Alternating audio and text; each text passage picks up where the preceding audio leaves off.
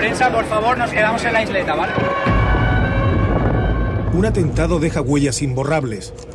En los primeros instantes, el terror crea confusión, miedo, indignación. El tiempo transcurre y se vuelven a transitar aquellos caminos cotidianos donde, en cuestión de minutos, quedaron atropellados derechos, libertades, vidas.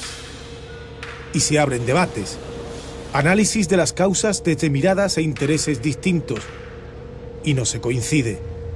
Y se generan opiniones dispares, algunas de ellas peligrosamente contrapuestas. Imanes, mezquitas, integración, odio. Musulmanes, formación, islam, identidades. Palabras y conceptos sobre las mesas de debate, en la calle y en tribunas que forman opinión y controversia. En menos de 24 horas habrá transcurrido un mes del atentado de las Ramblas de Barcelona y la comunidad musulmana, la católica o la laica, discuten sobre causas, responsabilidades, pero sin consensos, ni siquiera a la hora de expresar el dolor. Mientras esto ocurre, crecen actitudes racistas, xenófobas, islamófobas, fobias en definitiva, difíciles de apagar cuando han prendido en una sociedad dividida.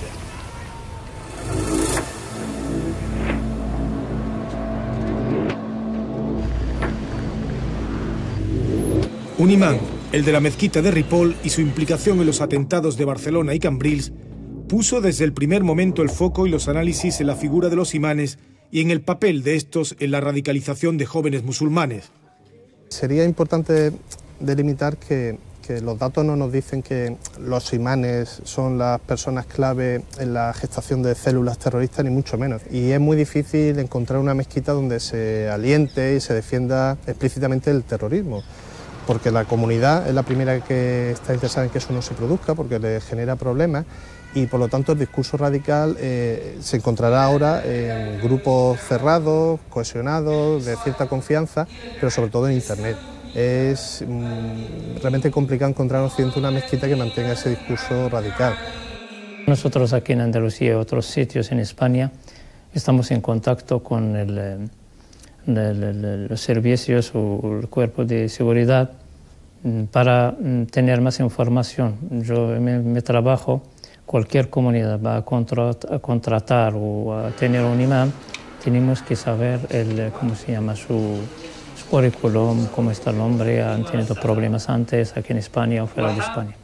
La mezquita está abierta a la gente por los 5 rezos del día, entran, hay actividades, etc. Es imposible hacer una radicalización de los jóvenes dentro de una mezquita.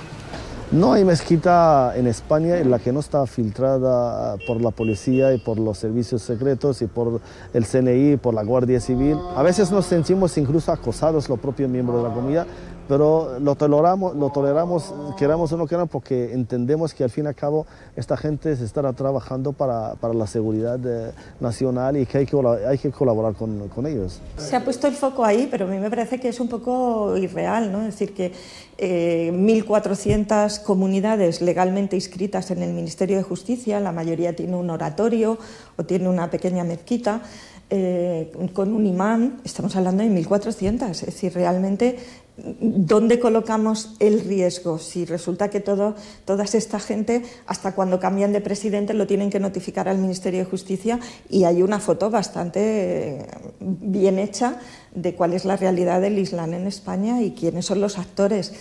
Nosotros rellenamos un solicitud de documentación de verificación del Ministerio de Justicia con los datos de la entidad y también del imán, su pasaporte, su NIE, etc.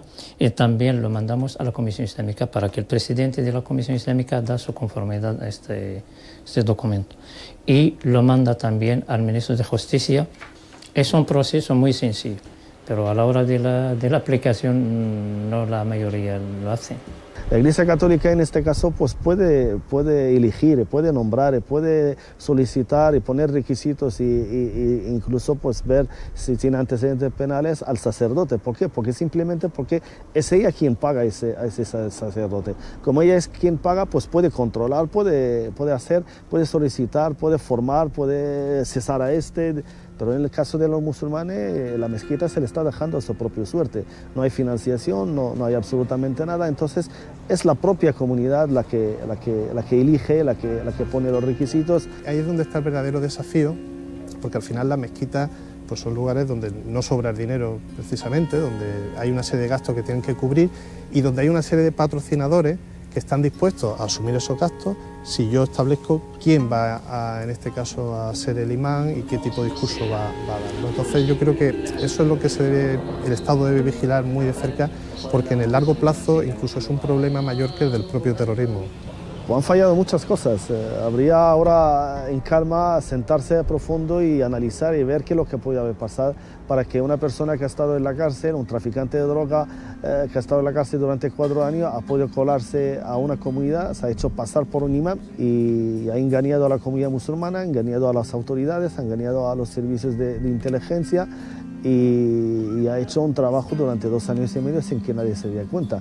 Realmente a la hora de explicar el radicalismo violento, pues se ha acudido de hace tiempo a esa supuesta causa que es la falta de integración, pero los datos no nos dicen eso. Es decir, el perfil sociobiográfico de muchos yihadistas en la última década pues no solo no pinta necesariamente a gente desarraigada, sino incluso gente que socialmente han sido exitosos en términos de un empleo, un círculo familiar. Es decir, ese proyecto vital que a lo mejor algunos se plantearon como inmigrante de primera generación se había visto logrado de manera sobrada, y ya incluso estamos hablando de la segunda y tercera generaciones realmente que han sido socializadas dentro de esta cultura, ¿no? El jihad no tiene fronteras. Hacer jihad a donde estáis. La falta de consenso en la sociedad española, que impide el avance en estos asuntos tan sensibles, también está instalada en la propia comunidad musulmana en España, cuyas principales federaciones están históricamente enfrentadas, lo que ha impedido una interlocución fluida con el gobierno.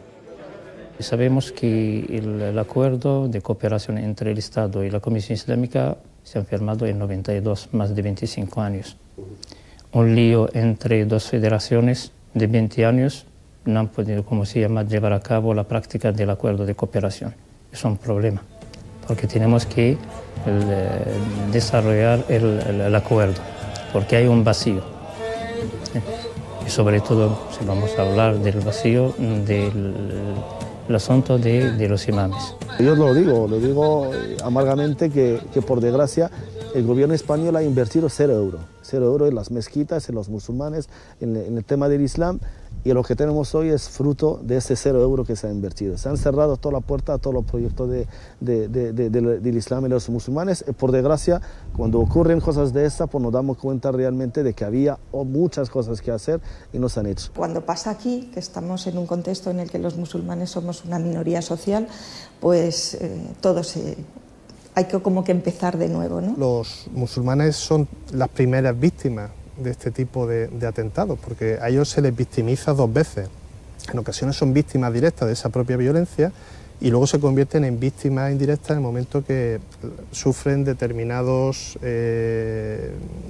identificaciones pues con ese radicalismo, una mayor discriminación, esa sospecha continua, esa necesidad que tienen que manifestar expresamente de que tú no estás con los violentos, ¿no? En el minuto 5 después del atentado estábamos recibiendo llamadas diciendo que nos van a echar del país, que nos van a echar a nuestros países, no sé dónde me van a echar a mí, que tenían que acabar con todos nosotros, de todo tipo, o sea, ahí te puedes encontrar de todo. Ha habido agresiones físicas. Lo que pasa es que yo creo que eso no es generalizable. Yo creo que lo más peligroso de todo esto no es el que actúa y agrede, porque ese ya tiene claro que quiere agredir. El problema es que el discurso del que agrede cale en gente que nunca estaría en esa línea de pensamiento.